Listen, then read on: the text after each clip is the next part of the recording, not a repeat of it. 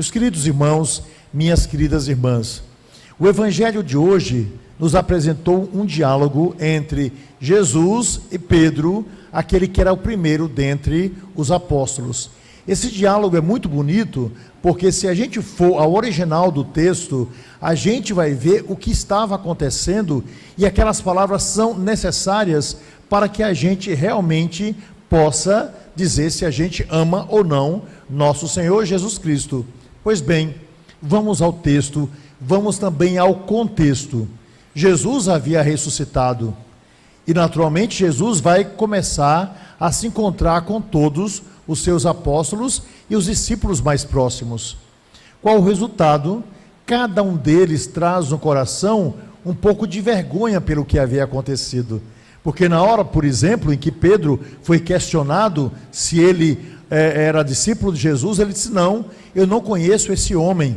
Ele carregava sobre as suas costas uma grande culpa, que era a de ter vergonha de nosso Senhor Jesus Cristo, e ao mesmo tempo, embora fosse um homem muito forte, de ter medo que acontecesse com ele o mesmo que aconteceu com nosso Senhor Jesus Cristo, e o resultado foi que ele disse que não conhecia Jesus. Cada um dos apóstolos ali tinha um problema. Tomé vai negar a ressurreição, e muitos outros foram embora, fugiram. O único que ficou lá aos pés da cruz, junto com Nossa Senhora e Maria Madalena, foi exatamente o apóstolo João. Então Jesus aparece, e naturalmente imagine você encontrar uma pessoa a quem você negou, um amigo que era tão próximo, com quem você conviveu e que estava pronto para qualquer coisa e que negou, não é, a sua pessoa. Pedro estava constrangido. Jesus, ao contrário, continua amando Pedro da mesma forma. Aí acontece esse encontro. É interessante as perguntas que Jesus faz a Pedro. Ele vai repetir 3 vezes, que seria uma confirmação. Pedro, tu me amas? E Pedro vai dizer: sim, Senhor, né, eu te amo. Porém, as palavras seguintes que se dão não tem o mesmo impacto da palavra amor, como nós temos. O tradutor colocou aí tudo igual, mas não é assim. Da segunda vez que Jesus pergunta: Pedro, tu me amas? Certamente Pedro começa a fazer uma recapitulação. Se eu amasse Jesus de verdade e totalmente, eu teria a capacidade de dizer: eu te amo, mas eu neguei o Senhor. Então a resposta original, que está no original lá, da língua grega, é: sim, Senhor, eu gosto do Senhor, não é eu te amo. E uma terceira vez Jesus vai perguntar: Pedro, tu me amas? E ele vai dizer: sim, Senhor, tu sabes que eu gosto do Senhor. Para a gente dizer que ama alguém, é preciso que a gente tenha verdadeiramente uma certeza absoluta no nosso coração. É interessante que nós amamos a nossa mãe e o nosso pai. Jesus fala de amor várias vezes no Evangelho. O amor é uma das palavras mais repetidas das músicas, não é? A mulher amada, dessas músicas todas, o homem amado e tantas outras formas que na poesia, na literatura e na novela a gente vê. Porém, com sinceridade, quem de nós tem a coragem de dizer a um amigo, por mais que seja próximo: eu amo você? A gente fica com vergonha, a gente fica com medo de ser mal interpretado, a gente acha que vai ser um tanto piegas, um pouco estranho. A mesma coisa, por mais que a gente ame a nossa mãe e o nosso pai, às vezes, somente na hora em que o defunto está lá, o nosso pai, dentro do caixão, é que a gente talvez tenha coragem de dizer, pelo menos alguns, né? Papai, eu te amo. Coisa que a gente não disse durante toda a vida. Não é que a gente não ame o nosso pai e a nossa mãe, mas a gente tem vergonha dessa palavra, pelo menos na língua portuguesa. E é interessante como essa palavra é importante em todos os idiomas, né? I love you, a gente diz no inglês, né? Je t'aime, a gente diz no francês, né? Eu amo na língua portuguesa, avahá do hebraico, eu amo. Ou seja, mas a gente não tem essa capacidade de dizer, a não ser quando a gente tem muita, mas muita proximidade com alguém. Pedro foi sincero. No início disse a palavra, mas depois ele disse: sim, Senhor, eu gosto de você. Ou seja, aquilo que eu fiz, os meus sentimentos, não me dão credibilidade para dizer que eu amo o Senhor. Mas certamente Pedro tinha um desejo muito grande de voltar a dizer o que ele disse várias vezes para Jesus: eu te amo. Pois bem, meus irmãos e minhas irmãs, nós dizemos que amamos a Deus, mas uma pergunta tem que ser feita ao nosso coração: amo mesmo? Entre ir a uma missa e uma coisa que para mim é muito importante, eu desejo encontrar mais com Jesus ou com aquilo que me agrada? Entre escolher a obra de Jesus em minha vida e um pecado, o que é que eu prefiro? Portanto, se a gente fizesse várias perguntas ao nosso coração, nós diríamos: é verdade, tenho que dizer como Pedro: Senhor, eu gosto muito do Senhor, mas amar um dia eu sei que eu vou conseguir. Um processo é grande para que a gente possa dizer a Deus se realmente nós o amamos ou não, porque isso vem através de toda uma vida. Porém, Deus é tão bondoso, tão misericordioso conosco, Deus é tão maravilhoso, que embora Ele saiba que a gente é limitado e pecador, o que é que Deus faz? Ele continua nos dizendo a mesma coisa: eu amo você. Se o nosso amor é limitado para com Deus por causa das nossas escolhas, saibam, e precisamos ter essa certeza absoluta, Deus vai sempre nos dizer: eu amo você. Porque Deus ama o justo, Deus continua amando o pecador, embora Ele deseje que essa pessoa saia da antiga vida, para que possa dizer: sim, Senhor, eu amo porque eu fiz escolhas que realmente falam do amor que eu tenho para o Senhor. Mas a certeza que nós temos é exatamente essa: Deus nos ama, Deus nos quer, Deus deu a sua vida por nós, e Ele seria capaz de dar 1 trilhão de vezes, ou muito mais do que isso, a sua vida, pelo amor que sente por nós, e deseja que nós caminhemos nos seus caminhos, que trilhemos as suas estradas, e que cheguemos ao seu coração. É assim que nós entendemos o evangelho de hoje, e Jesus vai dizer para Pedro: apacenta as minhas ovelhas. Ou seja, o tempo todo ele coloca Pedro como o primeiro dentre os apóstolos, o responsável para unir a comunidade e para continuar a sua igreja, porque Jesus definitivamente subiu ao céu, e por causa disso Pedro tem que ser o continuador dessa obra, para que não falte nas gerações futuras, como não falta a nossa, a presença daquele que é o sucessor do apóstolo Pedro, hoje o Papa Leão. Meus irmãos e minhas irmãs, quanta graça e quanta alegria saber que o Senhor nos deixou uma pessoa para que a igreja pudesse continuar, porque o Senhor disse, e disse com todas as letras, sobre essa pedra, que é Pedro: eu edificarei a minha igreja. Jesus falou da igreja que pertencia a Ele, que é a igreja que ao longo dos séculos continua até o dia de hoje. Você pode saber certamente, com todo o respeito que temos, o nome dos fundadores de diversas igrejas, mas se alguém perguntar quem fundou a nossa igreja, nós não temos dúvida: foi nosso Senhor Jesus Cristo. Está lá no Evangelho: sobre essa pedra eu edificarei a minha igreja. Portanto, nós pertencemos à igreja de nosso Senhor Jesus Cristo. Nós pertencemos à graça desse Senhor, que faz com que, conscientes dessa pertença, a gente também respeite a liberdade daqueles que escolheram outros fundadores ou outras igrejas. É uma questão de escolha. Nós sabemos que estamos na igreja fundada por nosso Senhor Jesus Cristo. Desse modo, cabe a nós entender em quem nós confiamos, a quem nós amamos, que palavra nós ouvimos, que vida nós queremos. E é desse modo que vocês vieram aqui pelo sacramento da confirmação.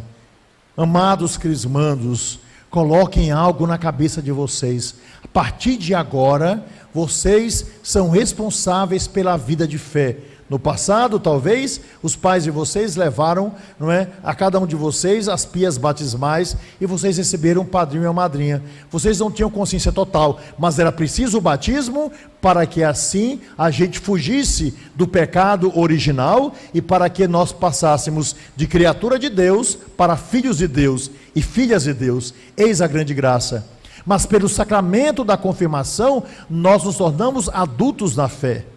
E nos tornamos mensageiros da palavra de Deus para todas as pessoas. Eis a grande graça do sacramento da confirmação, dizer, colocar para fora essa certeza: não são mais os pais de vocês que vão obrigar a que vocês venham à missa. Vocês têm que vir pelo amor que vocês têm a Deus, por alguém que deseja lhes dizer uma palavra, que é o próprio Deus, através da Escritura, pela beleza do sacramento, não é, da comunhão, receber esse pão que nos dá força, para que a gente possa vencer o que está à nossa frente, pela certeza de que a gente precisa se nutrir daquilo que é bom, se a gente quer ir adiante. Se alguém quer ter músculos, vai a uma academia. Se alguém precisa de comprar comida, vai a um mercantil, a um supermercado, a um armazém. Se alguém quer aprender a ler, escrever e crescer na vida no que diz respeito ao conhecimento, vai para um colégio, alguns vão até para a faculdade. Se a gente precisa construir uma casa, a gente tem que ser perseverante, economizando para um dia realizar esse sonho. A vida é assim. Ou seja, se a gente fizer o contrário, a gente para no meio do tempo. A fé é fundamental para nós. E para que a gente não seja analfabeto, não é? Desculpe minha palavra, não é? Porque algumas pessoas não estudaram porque não tinham condições. Mas se a gente não quiser ser um desconhecedor, um analfabeto em relação à fé, a gente tem que praticar a fé. Porque a fé nos dá novos horizontes e ao mesmo tempo a coragem para que a gente se torne vencedor, para que a gente vá adiante, para que a gente suplante, supere as dificuldades do dia a dia, para que a gente entenda os desígnios de Deus na nossa vida, para que a gente entenda a vocação que cada um de nós carrega, para que a gente busque, não é, aquilo que nos leva adiante. E não são poucas as situações e limitações que todos nós temos, algumas físicas, outras pessoais, outras intelectuais, outras psicológicas, outras psiquiátricas. A fé nos coloca no prumo para que a gente vá. Aquele que tem fé de verdade e sente o amor de Deus em sua vida, é capaz de ver a sua vida transformada. Pode ter todas as limitações, pode viver até mesmo na maior das pobrezas, mas sabe em quem confiou, sabe para onde vai e sabe quem lhe dará força para suplantar as dificuldades do dia a dia. Só Deus é capaz de nutrir em nós a nossa melhor parte. Só Deus é capaz de fazer a nossa vida ser transformada. Só Deus é capaz de nos dar a força necessária para que a gente vá adiante. Desse modo, crismandos, padrinhos, amigos, irmãos que aqui estão, coloquem-se diante de Deus. Amem a Deus sobre todas as coisas, porque assim a gente vai amar com liberdade, né, aqueles que estão ao nosso lado. Aí a gente vai evitar ciúme, desgastes, feminicídios e tantas outras coisas que a gente vê na história da sociedade. Busque a Deus, porque Ele faz com que a gente, estando ao lado dEle, deixe aquilo que não presta, que vai estragar a nossa vida. Encontre em Deus as respostas do dia a dia. E não esqueça que Ele vai lhes dar de todas as graças o maior presente, que é o Espírito Santo. Ou seja, um Deus que é Pai, Filho e Espírito Santo. Vocês vão receber no fundo do coração, no fundo da alma, o Espírito Santo, Deus dentro da gente. E o que é que a gente faz com Deus dentro da gente? Ou nós o abandonamos em algum lugar da nossa vida, ou nós o assumimos como Senhor da nossa história. Portanto, rezem, dobrem o joelho, agradeçam por cada dia, vejam na natureza, vejam em tudo aquilo que vocês encontrarem, nos amigos, na família, nos estudos, no emprego, mesmo nas dificuldades, a presença daquele que é o Senhor. Ele os fortificará, Ele os tornará firmes, Ele os fará vencedores, apesar de todas as limitações que vocês terão, para que assim superem aquilo que não poucas vezes o corpo não nos deixa, né, não nos dá capacidade, mas um coração forte e uma mente livre nos torna verdadeiramente felizes, apesar das situações que circundam a nossa vida. Portanto, perseverança, alegria, joelho dobrado, ou seja, oração, fé constante, presença na igreja, ao mesmo tempo piedade, através da oração do terço, ou daquelas palavras que a gente diz a Deus ao longo do nosso dia, e finalmente um coração maduro, seguro, forte, para pegar de todos os dons que vocês conheceram e fazer com que a vida de vocês em Deus verdadeiramente seja nova, porque ela passa muito rápido, eu posso dizer isso, e logo logo nós estaremos diante de Deus, e nós não queremos, né, chegar lá sem ter a capacidade de aprendê-lo a amar, porque se a gente não aprendeu a amar Deus aqui na terra, a gente vai amar aqui no céu, se a gente não aprendeu. Recordem sempre disso, preciso começar agora, para que depois, Deus, que é esse grande enigma que precisa ser revelado, Ele se revele a nós em plenitude, porque é preciso conhecer para depois amar, e é o que nós fazemos também pelo sacramento da confirmação. E concluindo essa palavra, não é dada ao coração de vocês, eu gostaria de contar uma historinha, que resume mais ou menos aquilo que eu gostaria de dizer sobre essa necessidade de, dentre tantas coisas, saber a quem nós dedicamos o nosso amor. E a história nos diz o seguinte: um príncipe desejava casar, e ele naturalmente saiu do seu palácio para poder encontrar alguém que fosse a sua princesa. Pois bem, ele encontrou uma jovem, mas a jovem foi logo perguntando, quantos cartões de crédito eu vou ter na minha bolsa? Se essa só pensa em riqueza. Buscou uma outra, e uma outra que era maravilhosa, foi logo perguntando, quantas pedras preciosas eu vou ter na minha coroa? Ele disse, essa só pensa em brilho. Foi atrás de uma terceira, e a outra foi logo perguntando, quantos vestidos eu vou ter no meu closet? Né? Ele disse, essa só pensa em moda. E ele foi se decepcionando, porque todo mundo, né, via aquele homem, né, como príncipe apenas, e não como homem. E ele disse, eu não vou casar com alguém que apenas está atrás de uma função, de um cargo. Quero casar com alguém que me ame. Pois bem, ele encontrou com uma jovem. E no momento que ele olhou para ela, e ela olhou para ele, ele sentiu que foi amor à primeira vista. E ele continuou procurando, mas todas as vezes que ele encontrava com aquela jovem, alguma coisa diferente acontecia em seu coração. E aquela jovem, um tanto envergonhada, também estava sentindo algo novo. Ela estava pouco se lixando para a coroa, para cartão ou algo parecido com isso. Ela queria, era aquele homem para si, e ele a queria também para si. Resultado, ele se aproximou dela e finalmente perguntou se ela aceitava se casar com ele. E ela disse, eu aceito, mas o meu pai é muito duro, é preciso primeiro falar com o meu pai. Pois bem, o príncipe foi falar com o pai da moça, e o pai disse para o príncipe, não, o senhor não vai casar com minha filha, porque o senhor não é o homem que eu sonhei para a minha filha. O príncipe achou estranho e disse, Deus está querendo me reservar uma coisa melhor. E quanto mais ele procurava pela redondeza uma nova jovem, todas as vezes que ele encontrava com aquela jovem, ele sorria, ela sorria, não era possível, mas o amor aumentava. E assim foi feito ao longo de meses, ele procurando, mas nunca conseguia encontrar, porque ele estava, né, coberto de amor por aquela jovenzinha. Aquele príncipe ficou sabendo que aquele senhor plantava rosas, e disseram que o roseral dele era lindo, e para ver onde vivia a sua amada, ele pediu para visitar o roseral do pai da moça, e ele disse, tá bom, marque o dia, será uma alegria muito grande poder recebê-lo em minha residência, lá no meu sítio. E tudo foi marcado, e o príncipe alegre saiu do seu palácio, por saber que ia ficar durante alguns minutos vendo aquela que era a sua amada, aquela que ele queria, né, como esposa, mas infelizmente o pai não foi capaz de lhe dar, mas ele foi. E quando chegou lá, grande surpresa, péssima surpresa.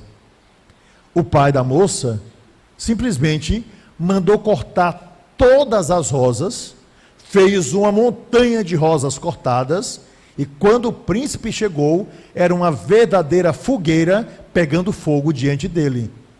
E ele olhou tudo cortado, e aquelas flores pegando fogo, e ele olhou para aquele cortesão e disse: meu senhor, o senhor sabe que no meu reino eu tenho direito de vida e de morte. Eu respeitei o senhor porque eu queria ter a sua filha como minha esposa, e o senhor me negou a essa que eu tanto amo, e até hoje não consegui escolher nenhuma mulher, porque eu só consigo imaginar dia e noite ela como minha princesa, mas eu respeitei.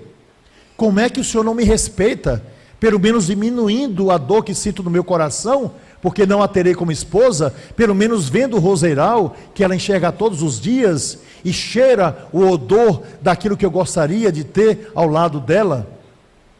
Então, o pai, que era um homem muito sábio, chamou o príncipe a uma sala, e nessa sala havia apenas uma mesa, e nessa mesa apenas um vaso, e dentro desse vaso apenas uma rosa.